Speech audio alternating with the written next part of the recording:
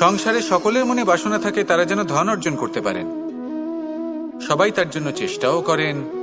একটি অত্যন্ত ছোট শিশুও যখন সে কোনো উপহার পায় তার থেকে সে অবশিষ্ট ধন সঞ্চয় করতে চেষ্টা করে, কারণ আমরা ভাবি যে সংগ্রহ করলে আমরা ধনী হয়ে উঠতে পারবো, ধনবান হয়ে উঠতে পারবো।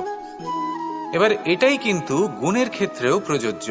যদি আপনারা জীবনে গুণবান হতে চান তবে সংগ্রহ করার কোনো প্রশ্নই নেই, আপনাকে শুধু সম্পত্তি খরচ করতে হবে। আমি ধনের কথা বলছি না, আমি এই সংসারের সব থেকে মূল্যবান সম্পত্তির কথা বলছি, সেটা হলো সময়। গুণবান হওয়ার জন্য আপনাকে শুধু সময় খরচ করতে হবে, অর্থাৎ প্রত্যেক মুহূর্তের সদ্ব্যবহার করতে হবে, আর তাও উচিত প্রকারে। যদি এই কাজ আপনি করতে পারেন তাহলে আপনা থেকেই গুণবান হয়ে উঠবেন। আর একবার যদি